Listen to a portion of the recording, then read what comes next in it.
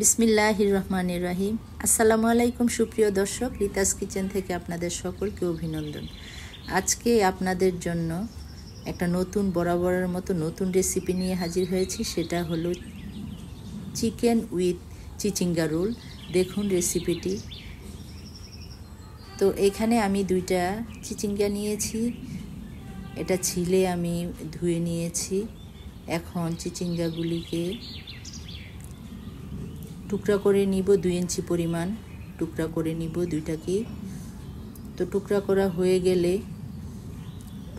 হয়ে গেছে আমার সবগুলি। টুকরা করা যখন হয়ে যাবে তখন একটা কাঠির সাহায্যে ভিতরে যে বিচিগুলি থাকে, বিচির সাথে যে এগুলি থাকে সেগুলো আমি এক সাইডে রেখে দিব। এটা আমার পুর যখন করব তখন কাজে লাগবে, এটা ফেলে দিব না আমি।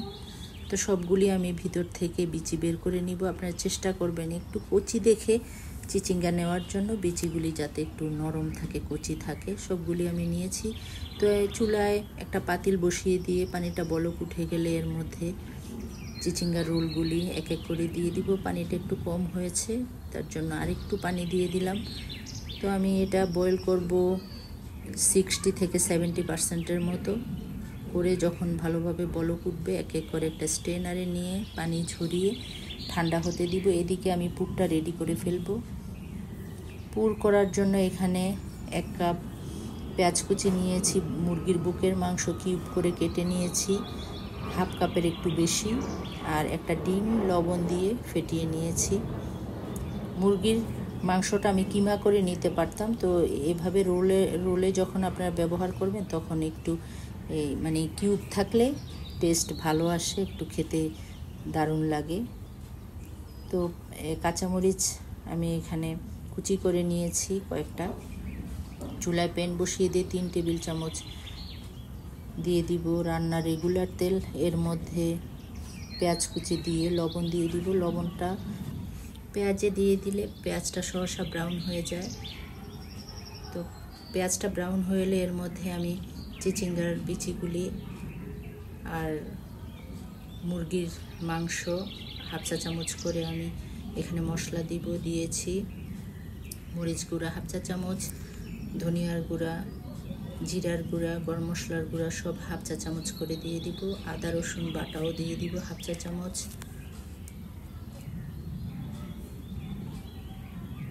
লবণ আগেই দিয়েছিলাম। এখন সয়া সস 1/2 চা চামচ দিয়ে দিব। কাঁচামরিচ কুচি দিয়ে দিব পরিমাণ মতো, একটু ঝাল হবে এই জন্য একটু বাড়িয়ে দিলাম। লবণটা মনে হয় আমার আর একটু লাগবে, এই জন্য আর একটু লবণ অ্যাড করে দিলাম। তো চুলার আঁচটা বাড়িয়ে দিয়ে আমি সবগুলোকে নেড়ে যখন বাদামি হয়ে আসবে তখন তুলে প্লেটে রেখে দিব সাইডে। এখানে রোলগুলি ঠান্ডা হয়ে গেছে। এখন একটা চামচের সাহায্যে পুর ভরে নিব। দেখতে পাচ্ছেন চামচ দিয়ে কিভাবে আমি ভিতরে পুর দিচ্ছি। এভাবে এক এক করে সবগুলি দিয়ে দিব। সাইডে রেখে একই প্যানের মধ্যে আমি 2 টেবিল চামচ তেল দিয়ে চুলার আঁচটা মিডিয়াম লো হিটে রাখবো। আর সেই ডিমের মিশ্রণের মধ্যে রোলগুলি চুবিয়ে এক এক করে দিয়ে দিব। ঢাকনা দিয়ে ঢেকে মিডিয়াম লো হিটে 5 মিনিট রাখবো। মোটামুটি তো সিদ্ধ করা ছিল। তো 5 মিনিট হয়ে গেলে আমি রোলগুলি একটু উল্টে দিব, অন্য পাশ উল্টে দিয়ে ঢাকনা দিয়ে ঢেকে আবার 5 মিনিট আমি অপেক্ষা করব। 5 মিনিট পর ঢাকনা খুলে আবার যে পাশটা একটু দেখা যাচ্ছে একটু সবুজ, সে পাশটা আমি আবার একটু উল্টে পাল্টে দিব। যেটা হয়ে যাবে সেটাকে আমি প্লেটে তুলে নিব। এক এক করে দেখা যাচ্ছে যেগুলি একটু সবুজ সে পাশটা আমি আবার একটু উল্টে দিচ্ছি। যেটা হয়ে যাবে প্লেটে নিয়ে নিচ্ছি। আমার ভিডিওগুলি যদি ভালো লাগে লাইক কমেন্ট শেয়ার করবেন, কারণ আপনাদের এক একটা লাইক কমেন্ট শেয়ার আমাকে অনেক উৎসাহিত অনুপ্রাণিত করে। আমার ইউটিউব চ্যানেলটি সাবস্ক্রাইব করে দিবেন প্লিজ। যারা করেছেন সাবস্ক্রাইব তাদেরকে অসংখ্য ধন্যবাদ। তো এক এক করে আমি হয়ে গেছে প্রায় আমার, তুলে নিব। আমার দর্শকদের উদ্দেশ্যে বলছি, আশা করি এটা নিরাশ হবেন না। আপনারা গরম ভাত বা পোলাওয়ের সাথে ট্রাই করবেন। আমি যেভাবে করেছি ঠিক সেভাবেই আপনারা এটা করার চেষ্টা করবেন বাসায়।